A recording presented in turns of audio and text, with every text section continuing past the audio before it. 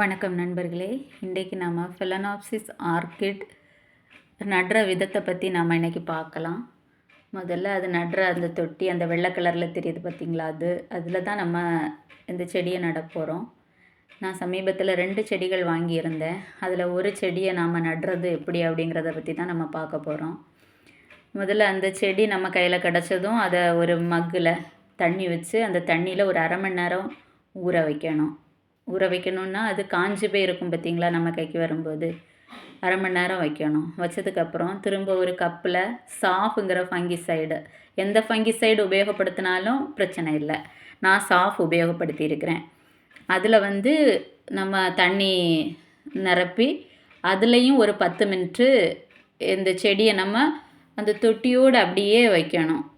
அந்த தொட்டி முங்குற அளவுக்கு தண்ணியில் வைக்கணும். அப்புறம் கறிக்கட்டை எடுக்கணும், கறி துண்டுகள். இந்த கறி துண்டுகள் ஏற்கனவே நான் பதப்படுத்தின கறி துண்டுகள் தான்.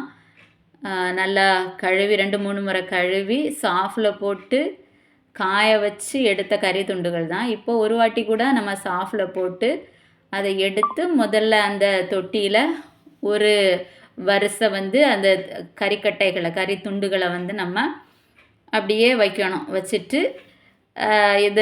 அந்த தொட்டியிலேருந்து அந்த செடியை நம்ம வெளியே எடுக்கணும்.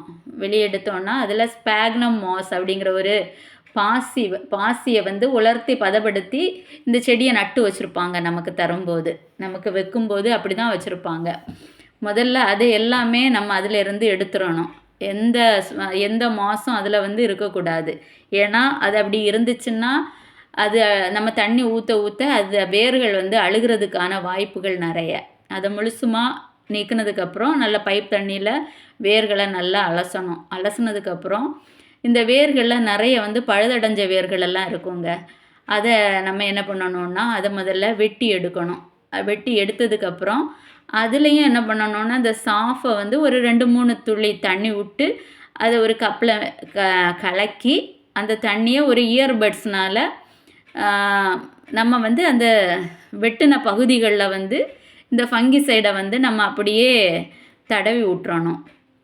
பாருங்கள், இதில் நல்ல அழுகின வேர்களையும் அதே மாதிரி நம்ம அதை அமுக்கி பார்க்கும்போது பஞ்சு போல் இருக்கிற வேர்களையும் நம்ம வெட்டி அகற்றணும். ஏன்னா அந்த வேர்கள்னால நமக்கு எந்த பிரயோஜனமும் இல்லை. அது இந்த செடியோட வளர்ச்சியை தடை பண்ணுமே தவிர அதனால் நமக்கு எந்த பிரயோஜனமுமே கிடையாது.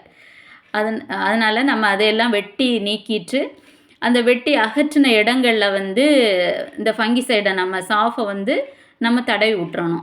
எனக்கு இந்த செடி கிடைக்கும் போதே நிறைய வேர்கள் உடஞ்ச நிலமையில வந்துச்சு. ஏதோ கொரியர் பிரச்சனை போல் உடஞ்ச நிலமையில வந்துச்சு. அதனால் அந்த உடஞ்ச பகுதிகள்லையுமே நான் என்ன பண்ணுறேன்னா இந்த சாஃபை தடவி விடுறேன். ஏன்னா அது வழியாக நமக்கு ஃபங்கஸ் அட்டாக் ஆகி நம்ம செடிகள் அழுகிறதுக்கான வாய்ப்புகள் நிறைய இருக்குது. அதனால் அதுலேயும் இந்த ஃபங்கிசைடை தடவி அந்த கறிக்கட்டைகளுக்கு மேலே கறி துண்டுகளுக்கு மேலே நம்ம அப்படியே இந்த செடியை மேலே வச்சுட்டு அதுக்கு மேலே என்ன பண்ணுறோன்னா இந்த கறி துண்டுகளை எடுத்து போடுறோம். போட்டுட்டு இந்த ஸ்பாக்னம் மாஸில் கொஞ்சம் அங்கங்கேயாக நம்ம வச்சு விடணும். ஏன்னா இது ஸ்பாக்னம் மாஸ்லேயே இருந்து வளர்ந்த செடி ஆனதுனால அதுக்கே அது பழக்கப்பட்டிருக்கும். அப்போ நம்ம இந்த ஸ்பாக்னம் மாஸை கொஞ்சம் கொஞ்சமாக அங்கங்கேயாக வச்சு விட்றணும். அப்போ என்ன ஆகும்னா ரொம்ப அது சீக்கிரம் அது காஞ்சி போயிடாது. நம்ம அப்படியே வச்சு கொஞ்ச நாளுக்கு அப்புறம் அந்த ஸ்பாக்னம் மாஸை நம்ம எடுத்துடலாம். இப்படி அழகாக நம்ம என்ன பண்ணணும், அதை அசையாதபடிக்கு நட்டு வைக்கணும். இது நான் வாங்கின இன்னொரு செடி எப்படி இருக்குது சொல்லுங்கள்.